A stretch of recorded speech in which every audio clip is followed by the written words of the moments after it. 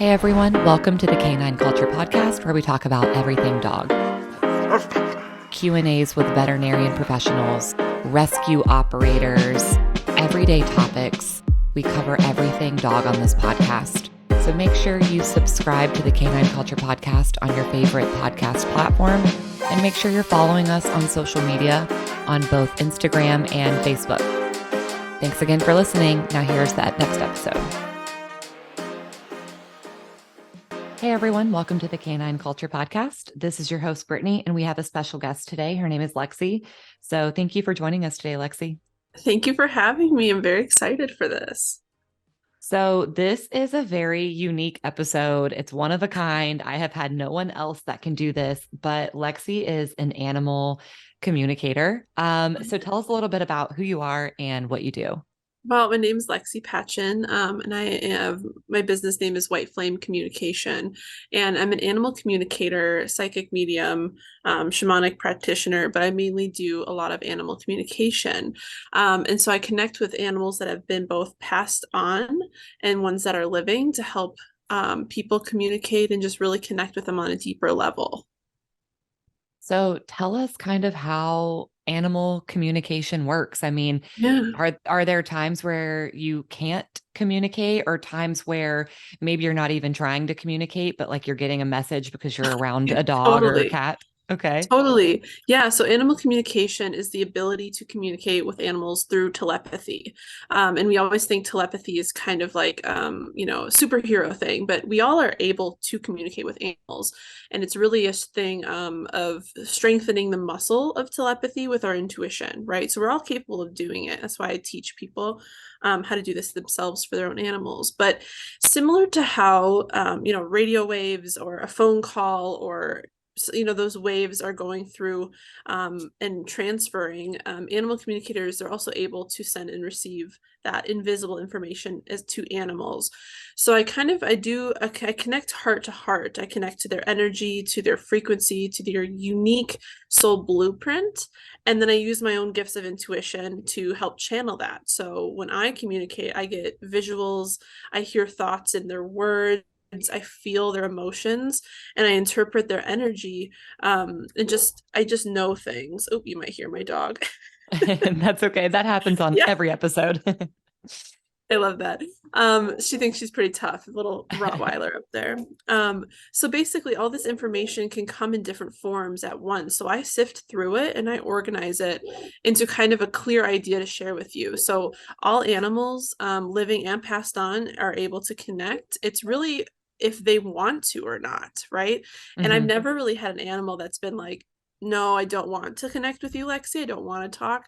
They're very eager to connect with their people because they're like, this is finally an opportunity for them to really get to talk, right? And we really know them well, we love them, but sometimes there's just these little specifics about their personality or why they do what they do that they want to share with us and really bring clarity to. So I kind of just take all of that and then make it into a verbal explanation for you so you guys can understand that. And really, yeah, like you said, animals, really any of them can talk, right? Any species, anything living. I've actually used the same type of communication to talk to my plants, and ask them like, what's going on, what do you need? And it's a little different type of communication, but you can always just really feel them. And I know a lot of my clients, and I'm sure every dog lover that listens to your podcast can agree that their animals know more than most people think, right? They're very aware. They're very smart. They're very intuitive, and they just know things on another level that sometimes we don't know how to explain. And I just want to clarify that, yes, they know. They know what you're saying to them. They can feel how much you love them. And so that's what I want to kind of help people really fully, truly understand. Yeah, that's awesome. And talking to your plants. So I need to tell my plants, like, hey, can you guys live? Like, I've done everything I can. Just please live. Yeah. I've had one plant that was having some trouble, and apparently I was overwatering it. And when I asked him what he needed, it was like, no more water. I'm like, okay, heard you, got it. And then to practice, it all worked out. So yeah. Yeah. So how do the sessions work? So you can do them virtually or in person, right? Yep. I do in-person visits with mostly equine, so or large animals, because I'll travel to their location. And I'm in Minnesota, so in the winter it's a little harder. So I really offer all the time remote sessions. So we gather on Zoom and we have 30 minutes to an hour to really connect with as many pets as you'd like to talk to. I can fit really as many as we can in a session. Hmm. I do like to try to cap it because I feel like every animal deserves their time to really get their comments and their questions out. So I really kind of talk about anything with them. We cover like behavioral challenges and health issues. I'm not a medical professional, so I don't diagnose, but I have so many pets that come to me and say, hey, like my leg hurts or I'm having stomach issues. This is how it feels. I think it's this. And they actually have a lot of input on their own food and they can help with things like that. Transitioning like death and dying and end of life care. So if there's anything they want in their end of life plan, or if they need to communicate anything before they pass, any changes with a family. I know a lot of people, go and have kids or they move and their dogs just are so confused with those family changes. I mean, we really go over anything. Pets, they know so much more than I think we humans give them credit for. Right. So they really give us guidance. I mean, it's so surprising how much they know and how smart and aware they are of what we really need to be happy with them. Hmm. What do you think is the most common thing you learn from a dog in a session? Do they tell you Hmm. like they're satisfied or happy, or do they tell you Yeah. more of like their needs? Like, what do you think is like the Yeah. number one most common thing? For dogs, the number one thing for them, with a lot of dogs, and it varies by breed. I've actually found that their energy definitely varies, right? Hmm, So, for okay. example, my Rottweiler, she's so loving and she's just a big beefcake and she's just like the sweetest thing ever. And so she often tells me how much she just wants to spend quality time with me and my family, right? Whereas, my sister's golden retriever, he's very much like, I need exercise. Let's go spend time running together, right? The real thing that they all really, really want is just time with you. They want to Hmm. be heard, they want to be seen, they want to be valued. And I know we love our pets, right? And I think sometimes it's actually the humans that don't understand that your pets know like you love them. They Hmm. know. And so I think being clear on that of how aware your pets are for your own well-being is always important. But I would just really, the number one thing they say is like, I love you, I appreciate you. Specifically with rescue dogs, or dogs that have been rehomed or have lost their people or whatever, and they're brought to a second home. They are always extremely grateful for the chance that they get. And they're just always wanting to support their people in return the way that they've been supported. That's awesome. So, And I think yeah, people who rescue want to know that. They want to know yeah, that, the dog is happy with the placement and happy with what right, they're doing. right. And Um, a lot of rescue dogs are, I mean, the ones that I've talked to, I don't want to speak for all of them, but all the ones that I have talked to are always very fully aware of how challenging they can be sometimes because they know what they've been through mhm. and they don't want to be pitied. They're like, don't pity me. We don't need to really talk about the past. It doesn't quite matter, but we talk about it in order to then prepare them and support them for the future, right? If Yeah. they have interesting personality quirks or something like that, it always stems from somewhere. So it's really valuable to have that for a rescue pet. Okay. Yeah. So I'm going to have you try to pull something out of Napoleon. And for some of the consistent listeners, they know he is my 3-year-old Pomeranian rescue. Yeah. But before you try to communicate with him, Mhm. just so you can drop it in, I'm going to drop it in for everyone again. What is where can people find you on social media? And do you have a website people can find you at? Yes, my website is whiteflamecommunication.com, all lowercase, one word. And the same thing for Instagram. It's White Flame Communication. There's a period between each of those words, but I'm on there. On my website, you can find other things that I've done. I have some FAQ and just all the ways that you can do this with your own animal. So yeah, those are the best ways to reach me. Yep. Okay, awesome. Yeah. All right. So I'm going to put Napoleon in frame. I Napoleon. know listeners can't Yeah. hear him. Oh my And God. so he's black Look and at him. so is He's the like, wall behind me. So he kind of blends in. he's so So sweet. what do you have to know or what do I have to say for you to like start the process? So really, I just am connecting with him. I open up my energy to then invite him to join me. And so it's more like I can say it out loud for you, but I generally just ask them like, Napoleon, I'm here as an animal communicator and I would like to chat with you. And your person would like to chat with you as well to see if you have anything on your mind or any questions for you. And then they're usually like, oh, interesting, or curious, or oh my gosh, I've been waiting for you. They're very aware. So I'm gonna usually in a session I ask what they have on their mind first. If there's anything off his chest he'd like to share, anything that he's been really interested in telling you. So I'll give me a moment for that.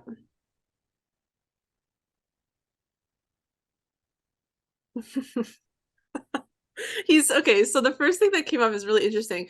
Do you ever feed him like ground hamburger? He Like, gets he gets ground turkey occasionally, like a little okay, bit because the seniors get it and I just okay. include him so he gets a teeny Yeah. bit of it. Yeah. So it's so funny because I was like, he ate it. I saw a visual of him eating it, and then he was like licking your face, and you were like, oh, that doesn't smell good. And he's like, but it's so good. I'm thanking her for this food, but yet, it doesn't smell good. It makes his breath kind of icky. So Yeah.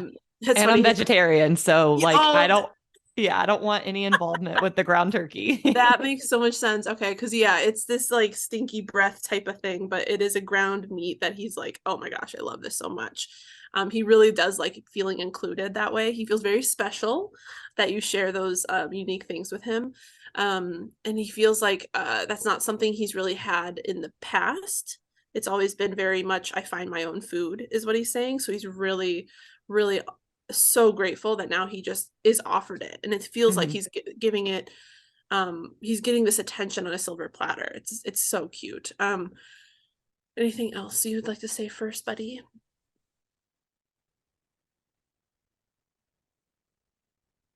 He is mentioning that he might have some snarls in his hair that have been bothering him. So if you go and look at his hair or if anything that's tugs or something, he said that he was scratching himself earlier and his nail like pulled on a little knot or something sticky in his fur. So he was like, "Ah." And so he's Hmm. asking for some help with looking at any tangles or anything. Um, And he does he wears a diaper full time and it oh, does okay. sometimes make him tingly. Oh, okay. And then he'll kind of like chew at those. So, Yeah, yeah, those things, he has sensitive skin. It really feels like when he does kind of nick those or grab those tears, it pinches. It's like someone just pulls some of your hair. So that's hmm. something pretty sensitive to him that he really does or would appreciate any combing of those out or very gentle combing of those out, whether that's like using some oil to kind of soften those tangles. Because Mhm. any type of brushing, he's like, that's really painful because he's done it so many times with his feet. Hmm. Um, or he's almost saying, oh, okay, he's saying like the glue, is there glue or sticky from the diaper at all? There is a Velcro that's Oh, on okay. it. Okay. So that Uh-huh. might be it too, because he's saying sometimes it'll catch in his hair, which he understands. He's like, I know that's hard to avoid because I'm so hairy, Right. but he's like, that's mostly what he's saying. He's like, there's some stuff with the Velcro or this adhesive or something with the diaper that is preventing him from avoiding those tangles.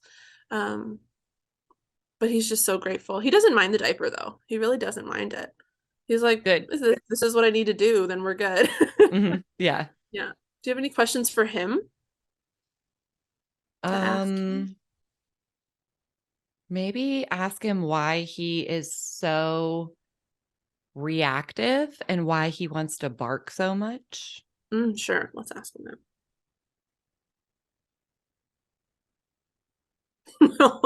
He's like, what do you mean? I thought that was my job. I feel like, and it's so funny because he's not blaming the rest of the dogs, but he's saying the rest of the dogs do it. And he thought that was part of their job. So he was just following the group. Um, I think I'll make it clear to him that it's not really necessary, that because there are other dogs, you don't also need to add to it. Right. And there's other ways you could let us know. I always like to give them something to redirect or try a different way of letting us know. So instead of barking, it's more like, I would prefer for you to run over to me and sit in front of me or jump on my lap to alert me instead of barking and running away. It's Mm-hmm. like, come engage me into what you're seeing, Mm-hmm. and kind of changing that a little bit. He would, okay, yes. So he wants to know, who the people are outside, but he's also looking forward to he says his friends. Does he have Mm-hmm. friends that come over and everything that see him? Because he's like excited about about his friends. He did have a new dog come over yesterday, and then he has a lab that we call his girlfriend. That she comes over like once a week. Yeah, But I mean, we have had quite a few people come in and out in the past few weeks with the holidays. And right. so he loves when they come over or people come record the podcast. He Mm-hmm. loves that. Mm-hmm. But he loves to just bark, bark, bark, bark the whole time. Yeah. He's got so much energy in the little bodies. I actually talked to a Pomeranian mix the other day, and it was similar. It was like, I have so much happiness and so much energy in my body. I don't know how to deal with it. And when they silence my bark, they're silencing my personality. And I was like, okay, that's a little sassy. I was like, that's not quite what they're trying to do, but understand. I was like, that it, the voice is just one method of alerting us to what's going on, and the personality is so adored. So yes, he's talking specifically about the people outside. And the holidays, he is very happy about this holidays. I feel like he only had a few holidays. He hasn't had, like, it's kind of a newer thing for him, isn't it? Yeah, so this will be, we've had him for just about a year and a few months. So this will be Okay, yeah. it was his second Thanksgiving, and it will be his second Christmas with us. Okay, yeah, because it feels like this is so new that that's why it's exciting. He's like, I Hmm. cannot believe this is happening again. I didn't know how this was a repeat thing. So he's very excited about that. We can talk to him about, I'm just kind of suggesting to him right now about the barking. Um, and I do want to make that clear for anyone listening that animal communication is not going to replace any training or any behavioral assistance training wise, but it does really help to understand and make it clear to your pets that, there are other ways, right? So instead of your cat peeing in the corner, Hmm. to be, or outside of the litter box to get your attention, like, there's other ways, right? So for him and his barking, like I said, we can always suggest other ways, such as running to you and letting you know, or trying to maintain some sort of some sort of calm to help the rest of the dogs as well. I feel like the rest of the he's saying the rest of the dogs are very are they all older? Yep. He's I saying have they're two older, and that, seniors. Hmm. okay. This is so cute. He's like, they're kind of okay, he uses the word senile. He's like, they're going it's like they're going a little senile, maybe like a little cuckoo, to where, like, they don't know what they're barking at. So he's like half trying to shut them up because he's like, guys, stop. You don't even know what's going on. But then he's also excited, and then it just Hmm. feeds itself. So Stoney does sort of have a little bit of dementia kind of Okay. peeking through. Yeah. And she does actually bark at she can't hear that well, so she'll just Hmm. kind of bark if she thinks there's a sound or if she hears another Right. dog. Right. So that's pretty accurate that she Yeah. has no clue what she's barking at. I've been there with one of my dogs that I had. She was a beagle, and so that boo, that Yeah. howling bark she does. Yeah. Oh, I'm familiar. Yes. So that is mostly of why I feel like he takes it on himself to announce to everybody, and he feels, again, like it's his job. And often what I say with dogs and their jobs, dogs like to have purposes. They like to be helpful. They like to have their job. And if they're doing something that you don't like, what helps to redirect that is not to focus on what they're doing wrong or like what you don't want, but is focusing on the behavior that you do want. So if he was barking overly and you're like, oh my gosh, stop barking, you're so loud, oh my gosh, you're waking up someone, or you're adding to the crazy, be like, I love when you come and tell me, and you come and gently remind me there's someone at the door. I love when you go and gather the rest of the dogs and keep them calm. Like you're focusing on those aspects of the personality or of the traits or the behaviors you want out of them. And then it gives them this, oh, that's what she wants of me. Okay, great. I'll take that on as my job. And that takes time, but over time it kind of, they become more eager to be that a part of that role, if you know what I mean. So Yeah. yes. And it's funny because Stoney is sitting here just staring at me, and she's like, oh, you want to talk to me? Listen to what I have to say. Does she want to say something? Do you have a question for her? Let me see. A lot of the times when I have oh my gosh, she's adorable. A lot of the times when I have sessions, your pet doesn't need to be around, right? Like they don't need to be visual or oh my gosh, I don't need to be able to see them, and they don't need to be around. It's really like a photo of them and their name is enough for me to really quickly connect with them. And sometimes I don't even need that. But when we start a session, a lot of the times their dog will come and join them in the room or confirm things. Like when I say something, they'll rest their head on their lap, or they'll stare at you like she's doing, and they're really excited about being involved. So she's so sweet. What would you like to ask her? Ask her how she's feeling and if she's happy with how we are taking care of her. Sure.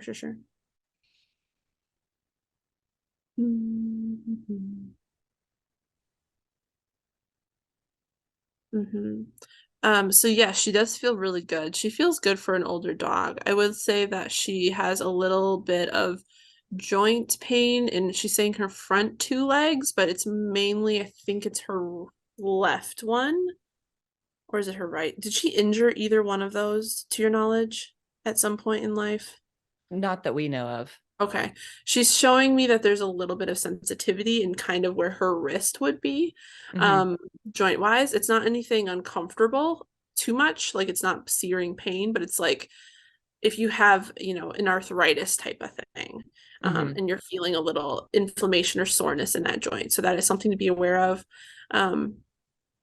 She does want to say her paws get cold sometimes. So if she doesn't want to sit on a hard surface that's really cool, make sure that there's things on the ground she can sit on instead. It's like a blanket or rug or something.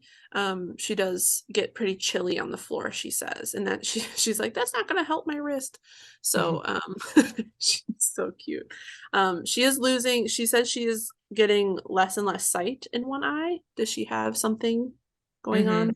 She does. Okay. Yeah, she's losing her vision in both of her eyes. In both of them. Okay. This one has like a little scar on it. Oh. I don't. Oh, okay. She won't let me position her so you could see her little scar. Yeah. But they're thinking she got that when the police took her to the shelter. They're thinking like a larger dog maybe attacked her. So it's a scar, not a cataract, but it still is starting to affect her vision. She used to be able to see through it, and now they're thinking she can't. Yeah, I think that she's saying like it is very, very cloudy, like to where if she didn't have it, it wouldn't really be different. I do feel that she's explaining to me that when the scar happened, there was a lot of inflammation that put pressure on the eye, is what she's saying and what it feels like to me. Obviously that can be checked on it by a vet, or your vet would know, but she's kind of telling me that there was a lot of swelling and there was a lot of pressure, and that kind of, since that point, she said her vision hasn't been the best, and so it's kind of been going downhill that way.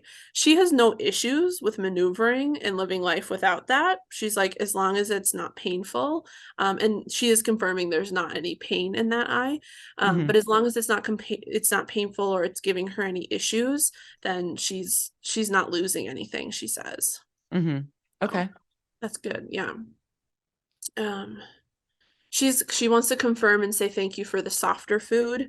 There's something like it's a lower, in her lower jaw, I think on the left side as well. I would actually check both sides, but one of her teeth on the lower jaw in the back, Those two seem to be like they're almost on their way out. So Mm-hmm. if you want to take a look at those with a vet, she would appreciate that.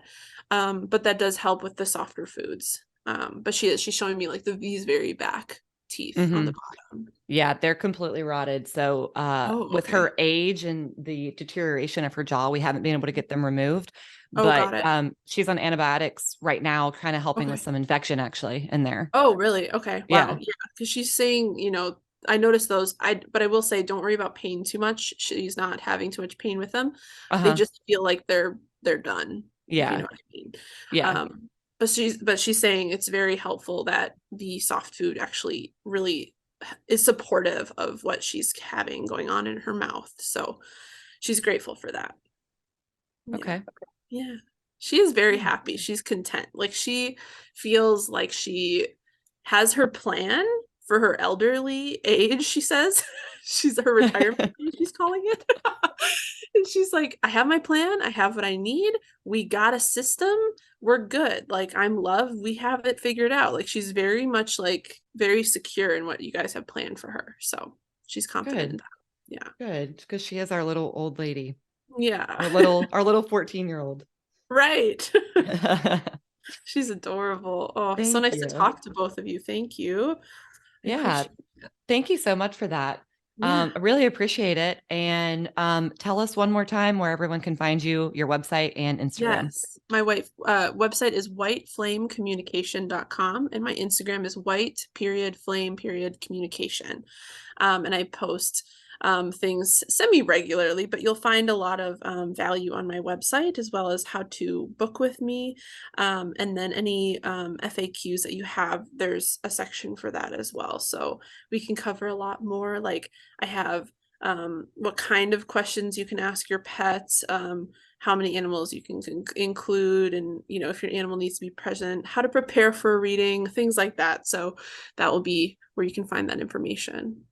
Well, awesome. Thank you so much for being a guest today. Yes, thank you so much, Brittany. Thank you for tuning in to the Canine Culture Podcast. Please make sure you subscribe to the Canine Culture Podcast on your favorite podcast platform and make sure you're following us on social media. If you have any recommendations, any topics that you'd like to hear, if you know of any guests that would be good for the show, or if you yourself want to be a guest, please reach out to us. Send us an email at canineculturepodcast@gmail.com or send us a direct message on social media. Thank you for listening, and please share this with any of your dog-loving friends.